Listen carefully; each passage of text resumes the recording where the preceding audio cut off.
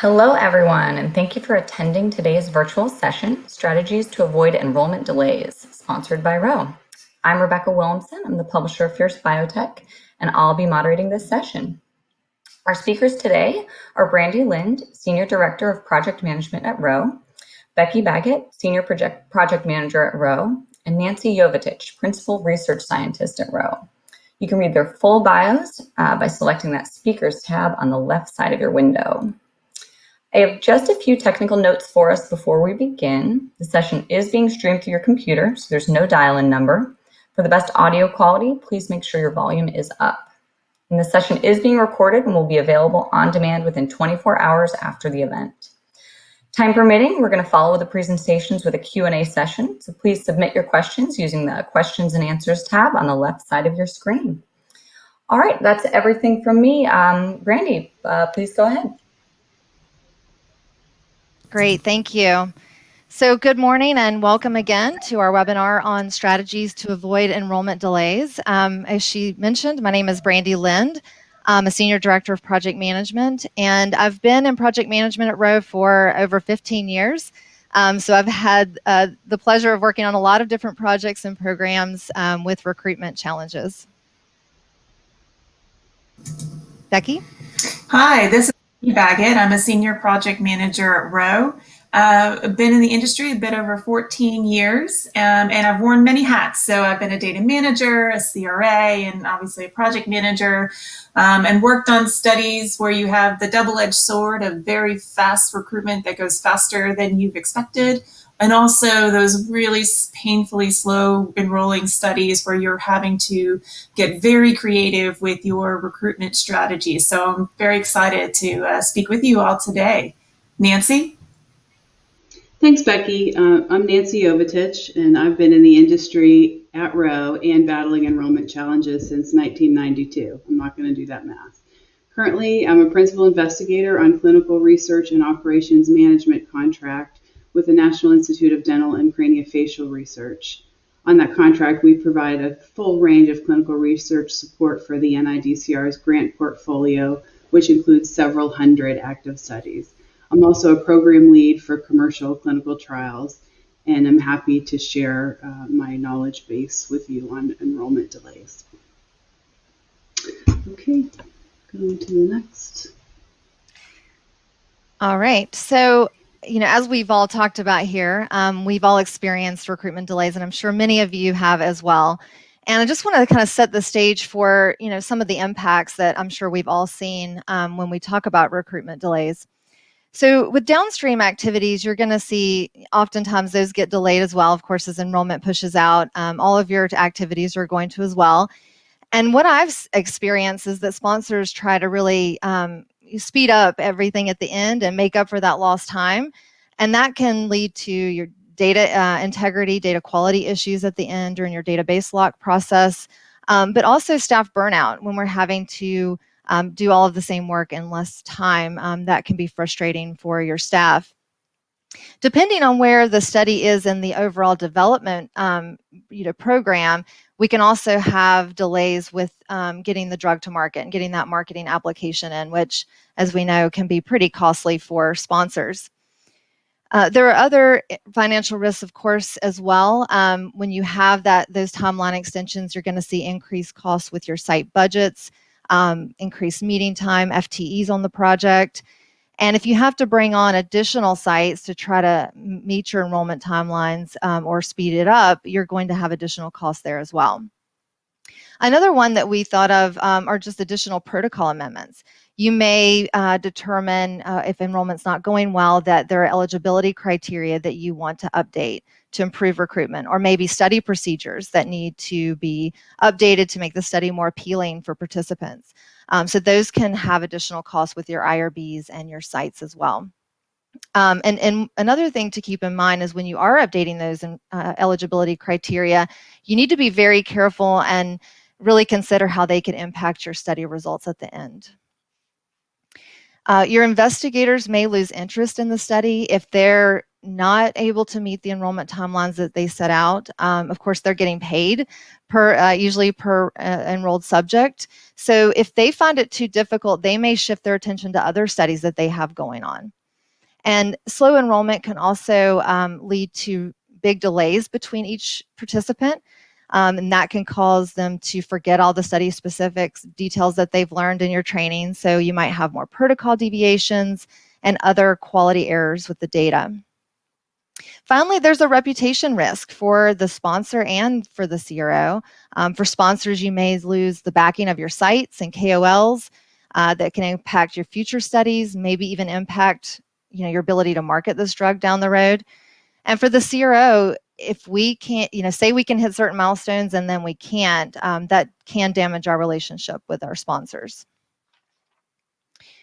So in today's webinar, we really want to talk about when and how we can identify risk to recruitment, share with you some of the risk mitigation strategies that we've put in place that have been successful, and also share some of the effective solutions that we've come up with.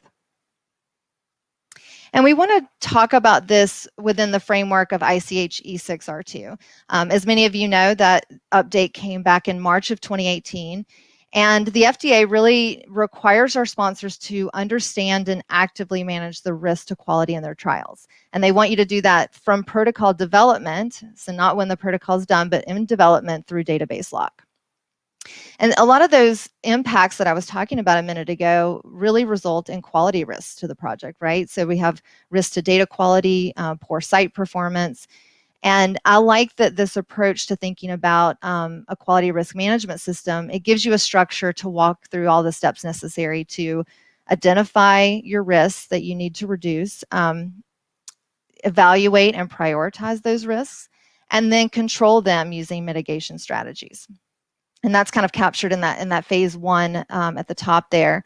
The phase two really is that ongoing checking, updating of risks throughout the trial as things change, but we're going to focus more on the phase one today.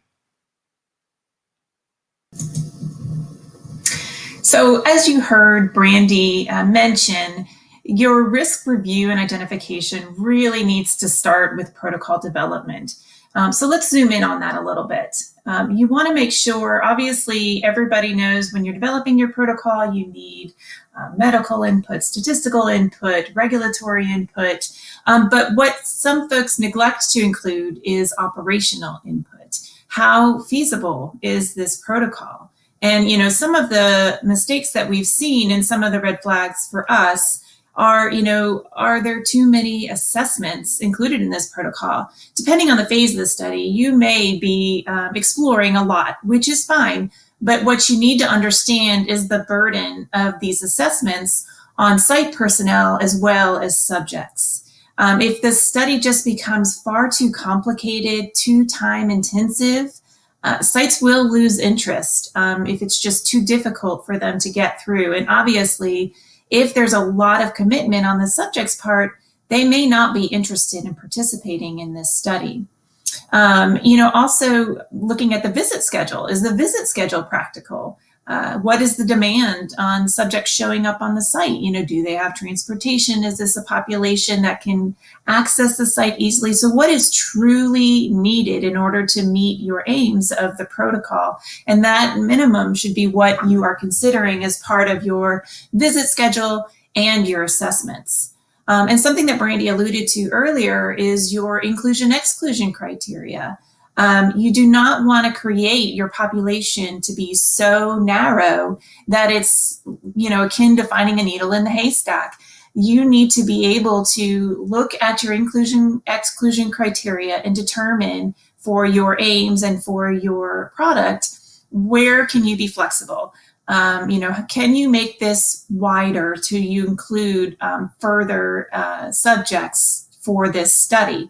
A great source for that, as many of you probably know, are your KOLs and your sites. The sites are in this day-to-day. They see these patients on a regular basis. They know these challenges. So if you have some trusted sites, ask them for their input on the inclusion-exclusion criteria. They'll be able to tell you, how difficult they think that this population might be to find. Something else to consider is, what is the standard of care for these patients? Is it easy for these patients to find standard of care? Is this standard of care well known, covered by insurance? Those factors will play into how difficult it is to recruit subjects onto your protocol. Are there competing studies? Are there other competitive drugs? Do your homework.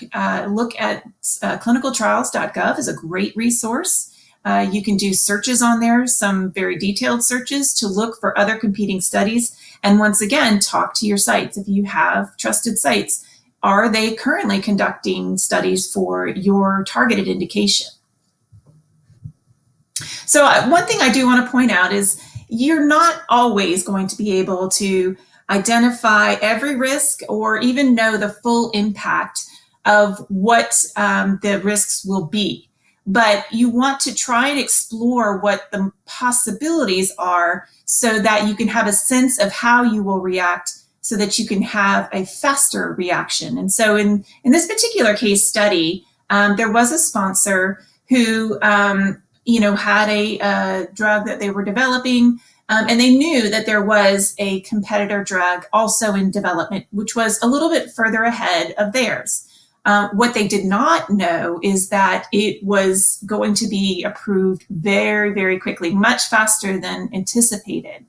And also, this particular drug was something that a large percentage of the population could actually use, and it was effective for. So instantly, once this drug came to market, it became the standard of care for this large percentage of subjects, which you can imagine had massive implications to the recruitment for this particular sponsor.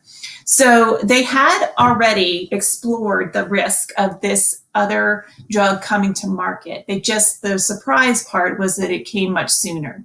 So they had talked about recruiting more sites, which is a very obvious addition to expanding your enrollment.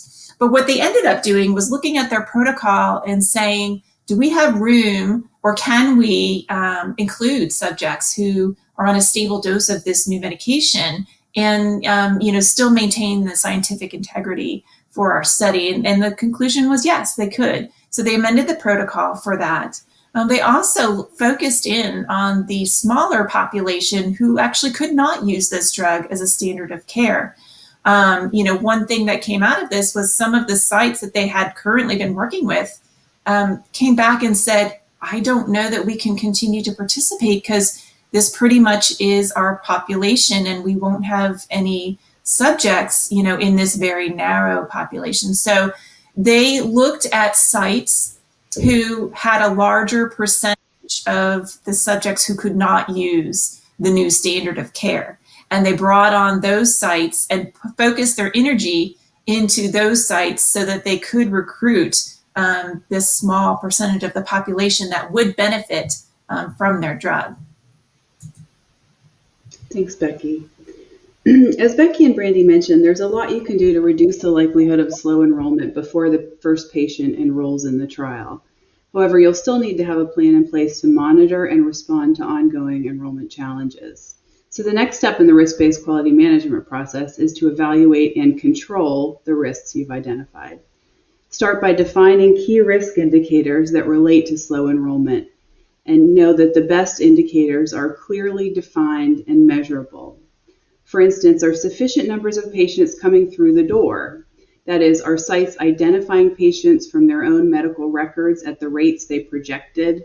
Are advertisements, if they've already been established, yielding the projected referral rate?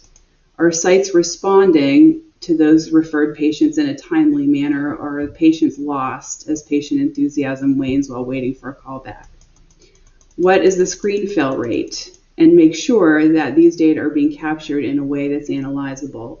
What are the reasons for screen failure and the distribution of those reasons? Again, making sure that these data are able to be captured and are analyzable. Focus your attention on those risks that are most likely to occur and have the greatest impact on enrollment. Then define mitigation strategies by asking yourself these kinds of questions.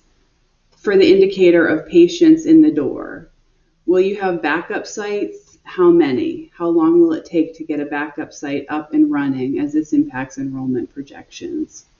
Do sites have sufficient time and staff to review their medical records? Could temporary support staff or financial incentives for chart review be introduced to mitigate that issue? Do you have a population that is difficult to enroll and requires a recruitment vendor to be used from the beginning or during the study? You can ask your sites what methods they've used in the past in order to inform that decision. What advertising should be approved up front, as Becky suggested.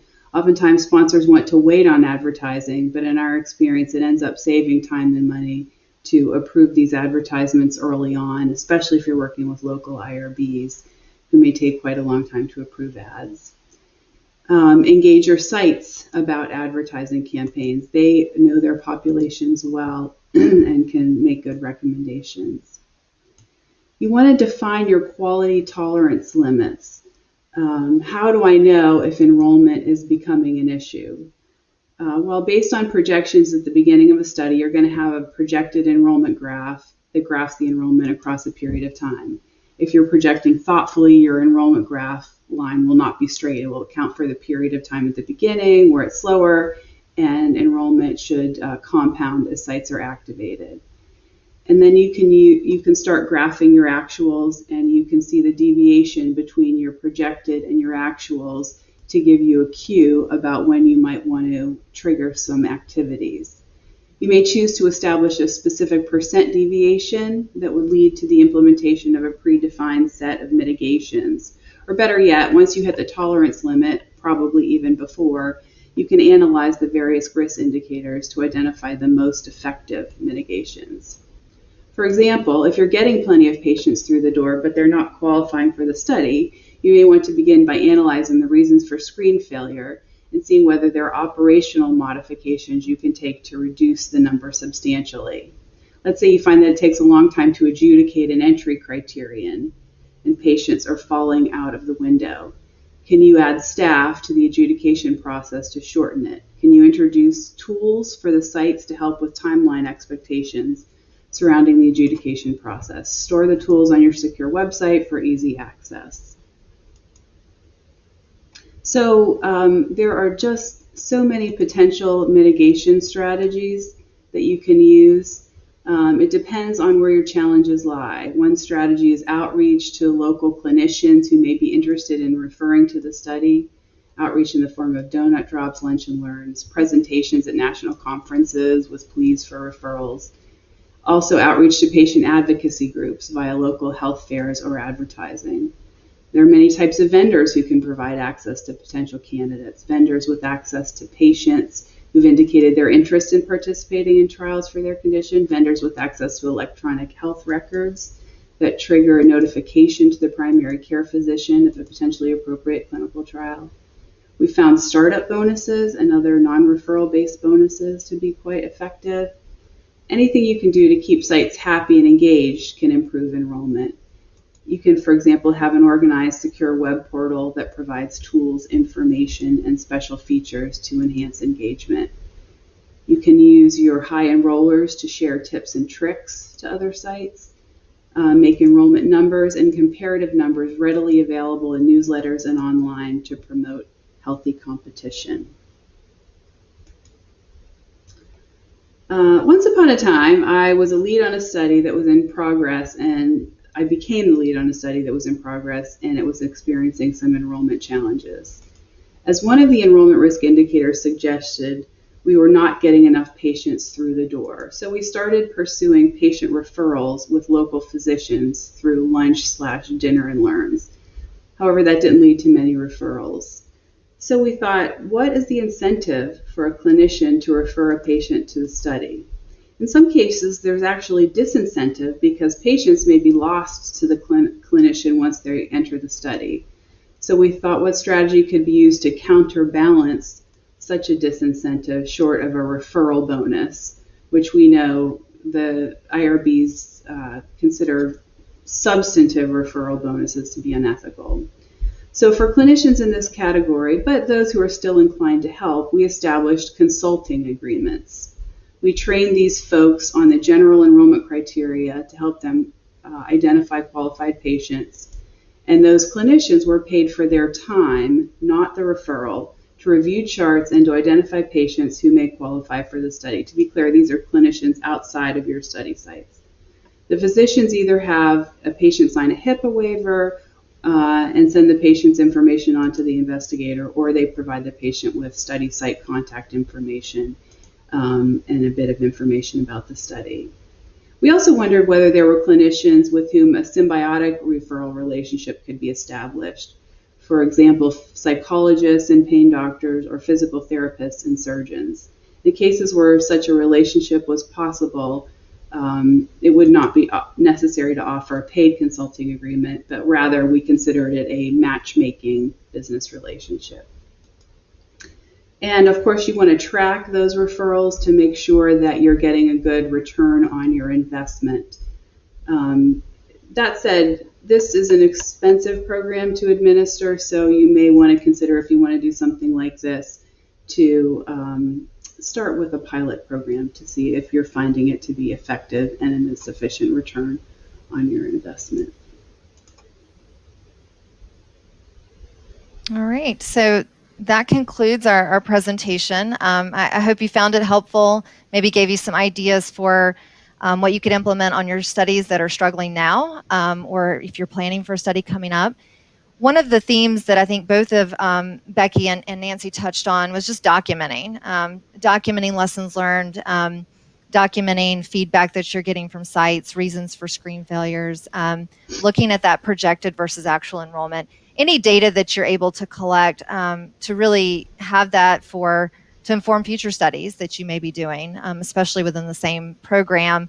You'll have a leg up on that next study to know, okay, what didn't work and what did work, so you can be successful. So with that, if we have any questions, we're happy to take those at this time. Okay, great. Thank you so much for those presentations.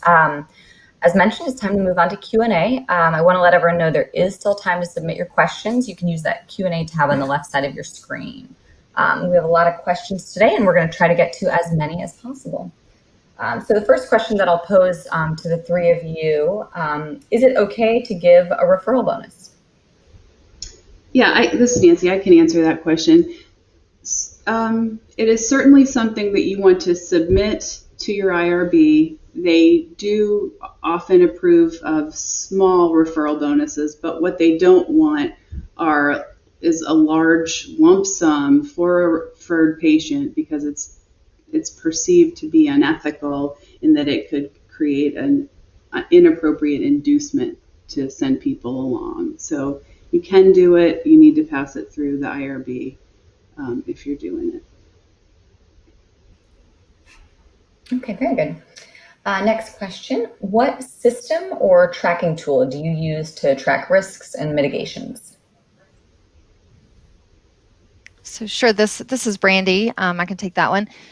So what we've done for Row is we've kind of built a sophisticated Excel file that allows us to track all of the risks, and we call it our risk categorization tool. And it has the ability for us to filter and give us the categories for how to evaluate our risks and put in mitigation strategies. So, and we're really trying to develop a library. Another good thing about documenting is really being able to share that across projects and use that for all of the studies across the company. Okay, great. Another question for you here. For clinical trials with high protocol complexity, do you have any examples for sponsors to help sites find and enroll eligible subjects? This is Becky. I can try to tackle that one. We have seen high complexity protocols before, and the real challenge with those is identifying the true population that you are seeking, and making sure that you are engaging sites who understand who that population is, and making sure that they have access to that population.